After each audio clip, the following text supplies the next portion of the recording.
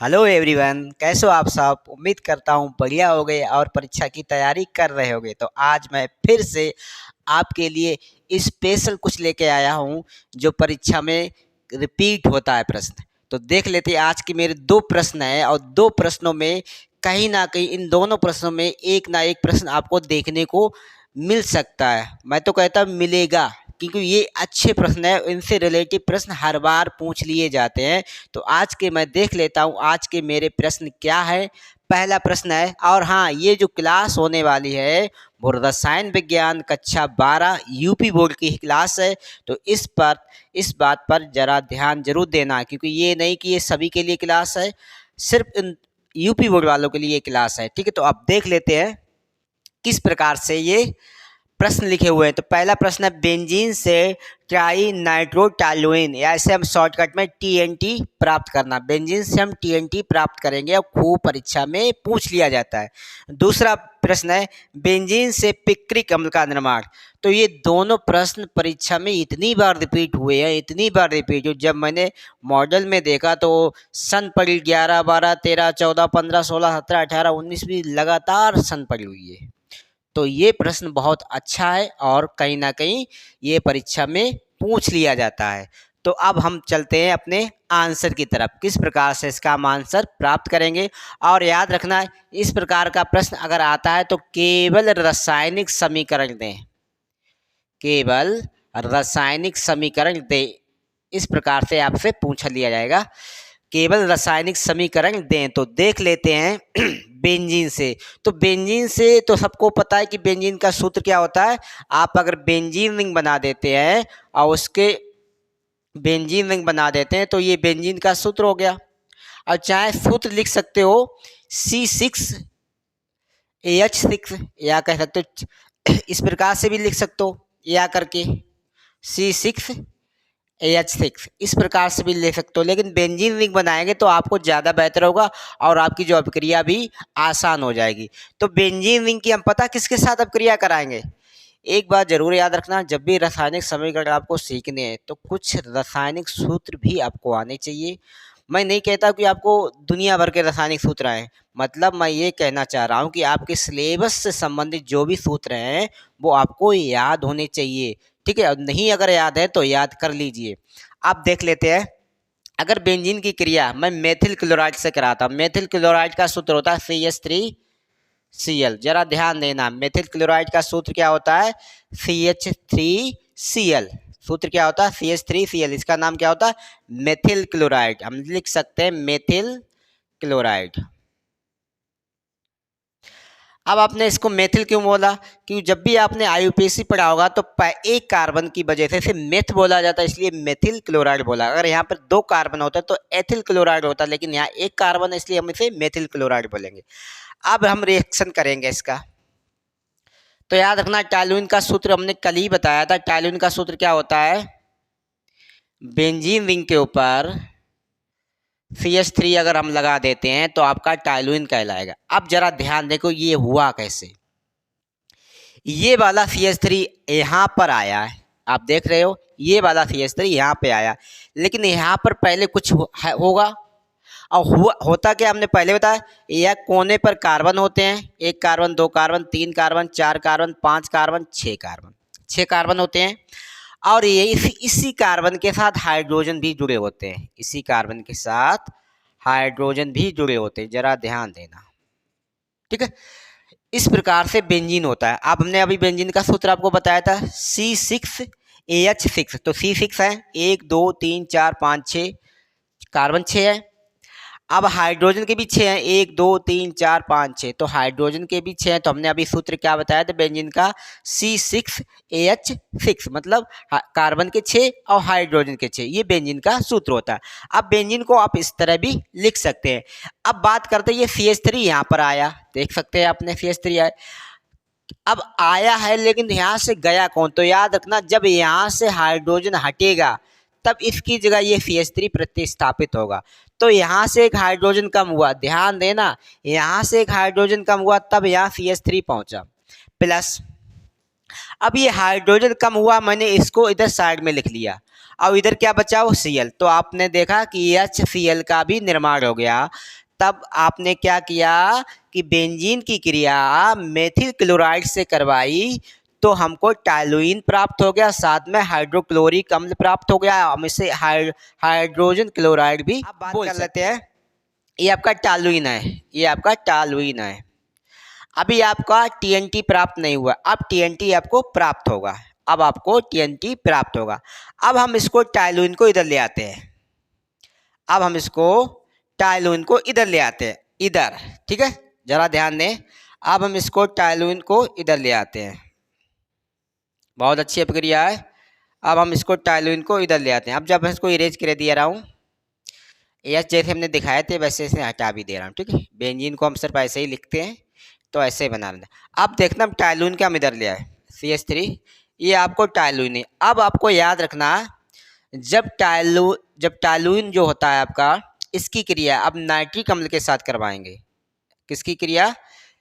Toluene की क्रिया आप अगर नाइट्रिक अम्ल के साथ करवाते AHNO3, जरा ध्यान देना, AHNO3 से अगर क्रिया करवा देते हैं तो हमको उत्पाद के रूप में TNT प्राप्त हो जाएगा।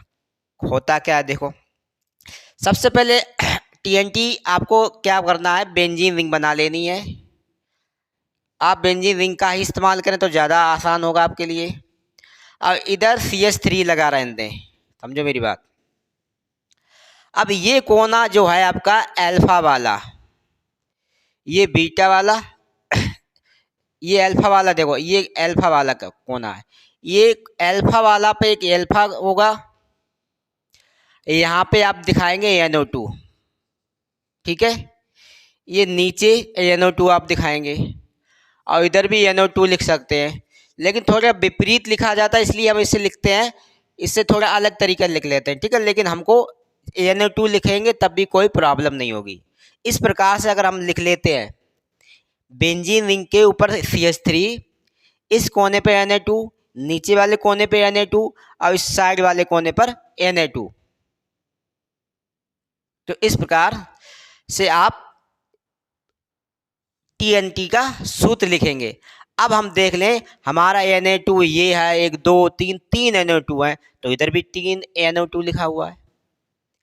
लेकिन समस्या इस बात की आती है कि ये वाला हमारा H कहाँ गया, समझो मेरी बात, ये वाला H कहाँ गया, दिख नहीं रहा कहीं। NO2 कितनी बार आपने लिख दिया, NO2 कितनी बार लिख दिया आपने, 3 बार लिखा हुआ है। और इधर NO3 के मतलब अगर बात करें N का इधर 1 है केवल, लेकिन आपने कितने लिखे, 1 2 3, और ओके कितने हैं, 3, तो आपने ओके लिख दिए 6। तो अभी ये गलत है। अब हम उसको सुधारेंगे कैसे, देखो सबसे पहले देखो N की संख्या इधर कितनी है, 1 2 3, तो 3 N अगर आपको करना है तो यहाँ 3 का मल्टीपल कर दो। अब देख सकते हैं मल्टीपल तो आपने 3 का कर दिया, 3 का जब मल्टीपल किया है तो N की संख्या 3 हो गई। ठीक, ओके कितने हो गए, 9, 3 त्रिका 9। जब भी याद रखना, पीछे अगर 3 लगा हुआ है, आगे से आपने मल्टीपल कर दिया तो इसका मल्टीपल गुणा हो जाएगा, 3 त्रिका 9। और वो आपके हैं कितने, 2 2 4 2 6, चाहिए आपको कितने, 9। अभी 3 ओ बाकी हैं, 3 ओ हमें और दिखाने, तो प्लस करके हम एक चीज और बना लेंगे। क्या बना सकते हैं, ध्यान दो, यहाँ H का इस्तेमाल, मतलब 3 H आपके ये हो गए, जरा जरूर ध्यान देना, 3 H आपके ये हो गए, क्योंकि आगे आपने मल्टी गुणा कर दिया तो 3 H ये हो गए। अब आपने अगर इस कोने पर NO2 लगाया तो किसकी जगह लगा दिया, किसी जबरदस्ती तो हटा लगा नहीं दोगे, तो यहाँ से एक H कम हुआ होगा, एक H यहाँ से कम हुआ होगा, एक H यहाँ से कम हुआ है। मतलब मैं कह रहा हूँ कि एक हाइड्रोजन यहाँ से कम हुआ होगा, इस कोने से कम हुआ, इसको मतलब 3 हाइड्रोजन कम हुए होंगे, तब जाकर उन हाइड्रोजनों की जगह इन लोगों ने ली। तो 3 तो ये हाइड्रोजन हो गए और 3 ये हाइड्रोजन हो गए। और जल भी आपका कितने बचे हुए हैं, जल की संख्या कितनी बची हुई है, 3। आपने कितने इस्तेमाल किए, 2 2 4 2 6, और 6 इस्तेमाल मतलब ओ के आपने 6 इस्तेमाल कर लिए। तो अब हम इसमें जल भी बना सकते हैं, तो जल भी आप निकाल सकते हैं। अब एक बार जरा मैं फिर से आपको बता देता हूँ। देखो होता क्या है, जब भी बेंजीन रिंग में आप कोई चीज प्रतिस्थापित करते हो, जब भी बेंजीन रिंग में आप कोई चीज प्रतिस्थापित करते हो, तो याद रखना बेंजीन रिंग कार्बन से जुड़ा होता है हाइड्रोजन, कार्बन से जुड़ा होता है हाइड्रोजन, कार्बन से जुड़ा होता है हाइड्रोजन। बात मेरी समझना, ये कार्बन ये कार्बन। अब यहाँ पर अगर CH3 देखो, ये हाइड्रोजन हटा था तब यहाँ से CH3 आया था। अब ये हाइड्रोजन हटेगा तभी तो NO2 आएगा, ये वाला हाइड्रोजन हटेगा तभी तो NO2 आएगा, अब ये वाला हाइड्रोजन हटेगा तभी तो NO2 आएगा। बात समझ रहे हो मेरी? ये हटे होंगे तब। अब हटे कितने, 1 2 3, 3 हटे हुए हैं, तो 3 हटे हुए हैं और यहाँ पर 3 पहले हैं, तो 3 वो हो गए और 3 ये हो गए। कितने हो गए हाइड्रोजन के, 6। अब हमको इधर 6 दिखाना है। 2 तो आपने लिख लिया क्योंकि जल का सूत्र 2 होता है, तो 6 करने के लिए हमें क्या करना होगा, 3 का गुणा करना होगा। अब देखो हाइड्रोजन के तो 6 हो गए, लेकिन O का कितना, O का कितना हो रहा, 3। भाई हमने कहा था आगे आप जब भी कोई संख्या लगाओगे तो हमेशा वो उसके साथ गुणा कर लेते। O के 3 आप देख लेते, O के इधर कितने हैं, 3 तुरका 9, 9 है। 6 तो यहाँ इस्तेमाल हो गए, 2 2 4 2 6, देख रहे, O2 O2 O2, 6 यहाँ इस्तेमाल हो गए और 3 ये हो गए, तो 6 और 3 कितने होते हैं, 9। इस प्रकार से हमारा ये समीकरण संतुलित हो जाता है और हमने TNT भी प्राप्त कर लिया, TNT भी प्राप्त कर लिया। IMP प्रश्न है, परीक्षा में ये खूब पूछ लिया जाता है। भले ही आपने स्कूलों में नहीं पढ़ा हो इसके बारे में, लेकिन मैंने आपको बताया कि ये किस तरह किया जाएगा और परीक्षा में ये आने वाला प्रश्न होता है। तो इस प्रश्न को आप जरूर करें और अच्छे से समझ के जाएं, क्योंकि ये प्रश्न परीक्षा में पूछ लिया जाता है, कई बार पूछा जाता है। तो पहले क्या किया आपने, बेंजीन। अब आप इसको चाहें तो कुछ हिंदी में भी लिख सकते हैं, थ्योरी भी लिख सकते हैं। किस प्रकार थ्योरी लिखनी है, देखो, जब बेंजीन की क्रिया मेथिल क्लोराइड से कराई जाती है तो हमें उत्पाद के रूप में टॉलुइन प्राप्त होता है।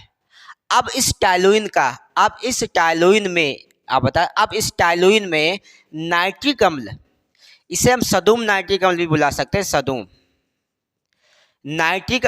अब इस टॉलुइन में नाइट्रिक अम्ल की क्रिया कराने पर हमें TNT प्राप्त हो जाता है। ठीक है, TNT प्राप्त हो जाता है, या बता सकते ट्राई नाइट्रो टॉलुइन प्राप्त हो जाता है। और ये परीक्षा में खूब पूछ लिया जाता है, स्क्रीनशॉट ले लें जल्दी से। अगर किसी को कोई कंफ्यूजन हो तो अभी कमेंट करके पूछ लो, अभी फिर से मैं समझा दूंगा, क्योंकि ये रासायनिक समीकरण होते हैं।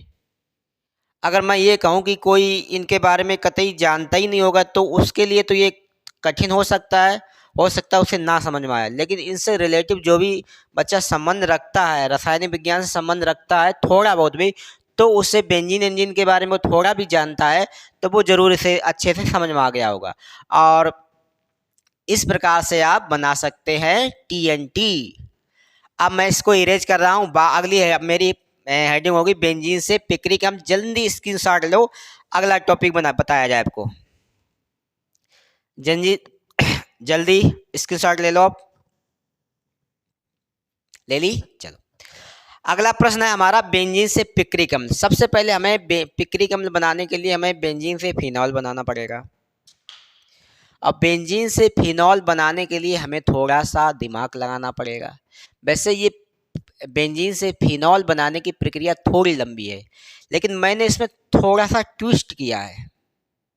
मैंने इसकी क्रिया ऐसे पदार्थ से करवाई है जो आसान भी हो जाएगी और आप इसे आसान से सीख पाएंगे। देख लेते, सबसे पहले बेंजीन की बात कर लेते। तो बेंजीन का सूत्र आपका यही रहेगा, बेंजीन रिंग बना दो आप लोग, बस। ठीक है, बेंजीन रिंग आप लोग बना दो और यही सूत्र आपका रहेगा। अगर हम इसकी क्रिया, ध्यान देना, अगर हम इसकी क्रिया H2 से करवाते हैं, मतलब हम इसका जल अपघटन कर देते हैं, हम सीधा कहें बेंजीन का जल अपघटन कर देते हैं, बेंजीन का क्रिया हम जल से करवा लेते हैं, तो जरा ध्यान दो, फिनाल के किसका सूत्र होता है, बेंजीन रिंग के ऊपर अब अगर आप OH लगा देते हैं तो ये आपका फिनाल बन जाता है। अब देखो, यही फिर दिमाग में चलाओ, अगर यहाँ OH आया है तो यहाँ से एक H कम हुआ होगा, तब तो उसकी जगह पे OH आया। तो यहाँ पर एक एच कम हो गया, ठीक है।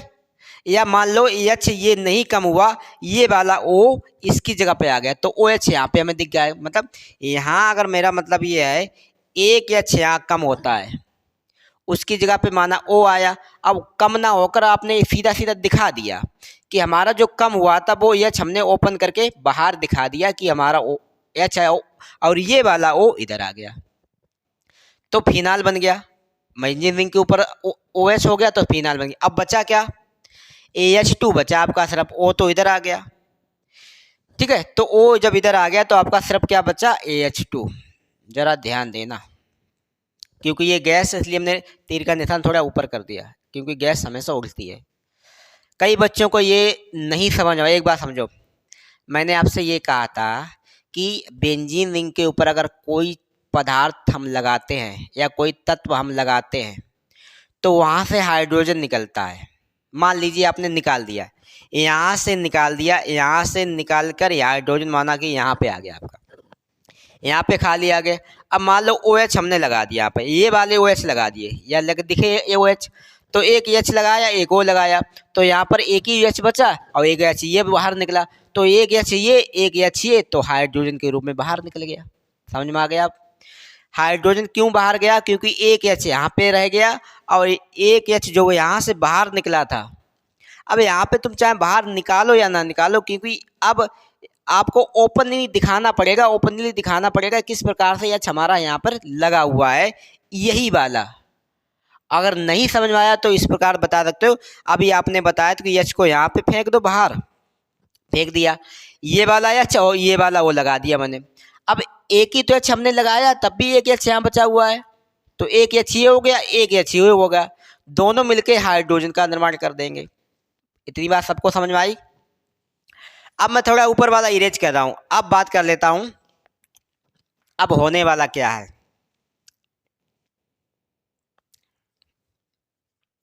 सबने कर ली? ठीक।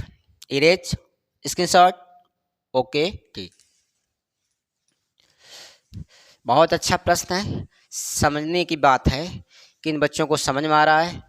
जिन बच्चों ने तैयारी की है उनको अच्छे से समझ में आ रहा होगा, और जिन बच्चों ने साल भर मस्ती की है उनको नहीं समझ में आ रहा होगा, हमें पता है। और समझ में आ रहा होगा तो मेरा मानना है कि वो 1 या 2 दिन में पक्का भूल जाते हैं, क्योंकि रसायन विज्ञान वो सब्जेक्ट होता है, अगर उस पर रिवीजन नहीं किया गया, कितना भी अच्छा टीचर पढ़ाने वाला क्यों ना हो, चाहे भले ही ब्रह्मा जी क्यों ना आ जाए, केमिस्ट्री को ज़्यादा समय तक याद नहीं करवा पाएंगे। केमिस्ट्री चाहे वो टीचर हो चाहे वो बच्चा हो, उसी इंसान को आएगी जो उस पर रिवीजन करेगा प्रॉपर। और अगर रिवीजन नहीं करोगे तो पक्का दिमाग से निकल जाती है, ये कहते हैं केमिस्ट्री। ऐसी होती है रसायन विज्ञान। तो इसे आप आराम से सीख लें, रिवीजन करें, बार बार रिवीजन करें। अगर कोई चीज़ बार बार की जाती तो वो दिमाग में रह जाती है।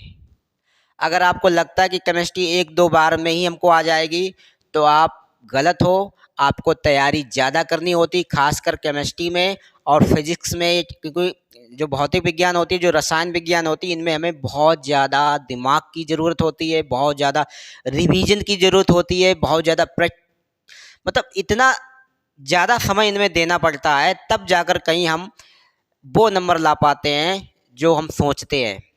तब हम जाकर कहीं 80, 85, 90 का लक्ष्य छू पाएंगे, अगर हम रेगुलर उन पे बहुत ज़्यादा मेहनत करेंगे।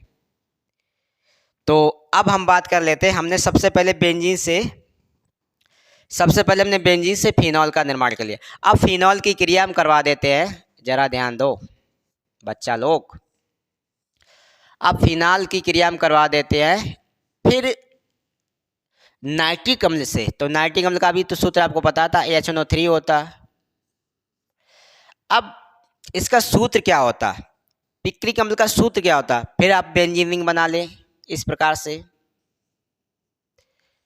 और इस वाले कोने में ऑयल चढ़ा, अब वैसा चढ़ा रहने दें, इधर लगा दे NO2, इधर लगा दे NO2, बिल्कुल सेम NO2। अब परिवर्तन क्या हुआ, TNT में क्या था, यहाँ CH3 था, और पिक्रिक अम्ल में क्या है, सिर्फ OH है। इतने तो परिवर्तन हुआ है। ज़्यादा तो परिवर्तन नहीं हुआ है। तो है ना कुछ आसान। मतलब अगर यहाँ CH3 लगा दें तो TNT बन जाता है, और यहाँ OH लगा दें तो पिक्री कमल बन जाता है। अब भाई देखो प्रोसेस है इसमें, यहाँ हम 3 का मल्टीपल कर देंगे जैसा उसमें किया था। तब हमें देखो, अब देखो ओके कितने हो चुके हैं, 9 हो चुके हैं, तो 6 तो आपको यही हो गए हैं। तो फिर हम इसमें हम क्या कर सकते हैं, जल बाहर कर सकते हैं। अब एक बार फिर से चेक कर लो, जल के कितने ऐड हुए हैं, 9, और इधर कितने हैं, 2 2 4 2 6, 9 करने के लिए मैं यहाँ 3 का गुणा करना पड़ेगा।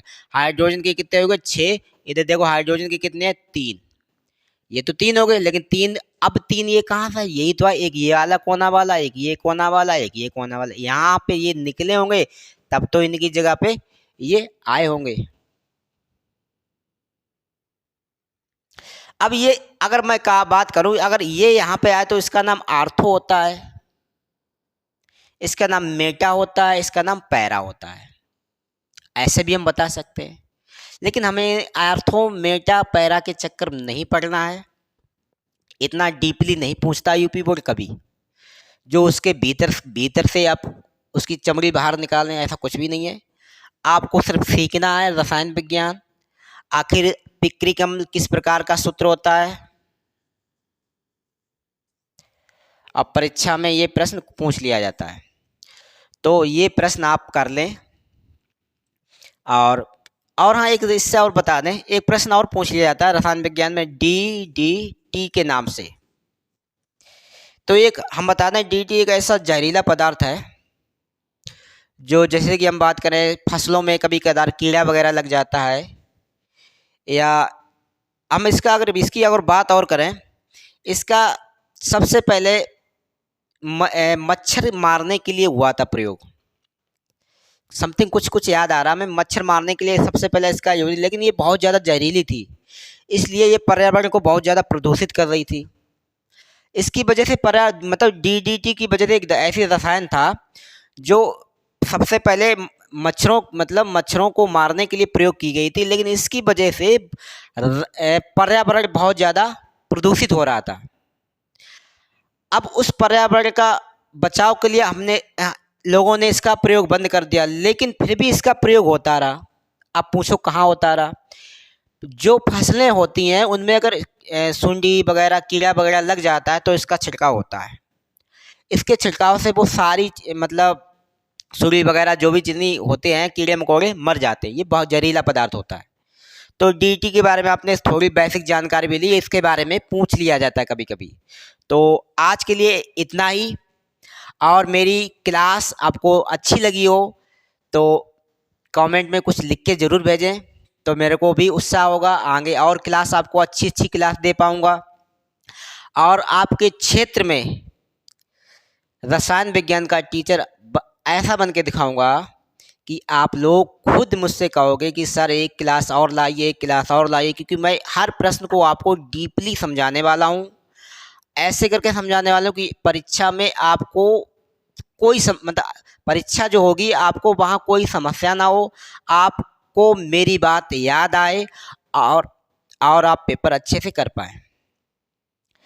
अब बात कर लेते हैं, अगर आपको मेरे वीडियो अच्छे लग रहे हैं तो मेरी YouTube पर ID बनी हुई है, वहाँ मैंने वीडियो डाल रखे हैं और भी, लेकिन वो वीडियो नए बच्चों को के काम नहीं आएंगे। जो बच्चे 12th में हैं वो उनके लिए तो लाभदायक हो सकते हैं।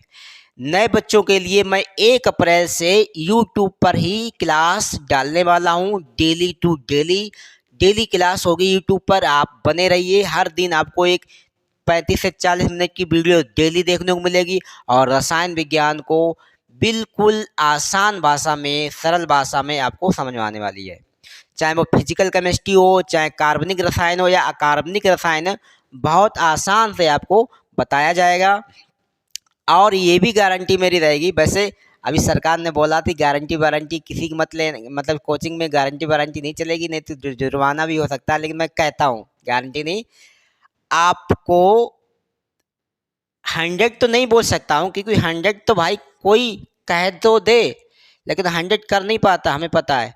लेकिन 98% वादा है, जितना पढ़ाऊँगा वहाँ से मिलेगा, वहीं से मिलेगा, कुछ बाहर से नहीं। विश्वास है तो 1 अप्रैल से मेरे साथ जुड़ जाइए और मेरे चैनल को अभी से सब्सक्राइब कर लीजिए, क्योंकि आने वाले 1 अप्रैल को आपको नए-नए वीडियो देखने को मिलेंगे। नए-नए ट्रिक के माध्यम से मैं रसायन विज्ञान समझाने वाला हूँ। जो बच्चों के दिमाग में कतई रसायन विज्ञान है, वो भी रसायन विज्ञान को आराम से सीख पाएंगे। तो आज के लिए इतना ही, मिलते हैं अगले वीडियो में। जय हिंद, जय भारत, बाय।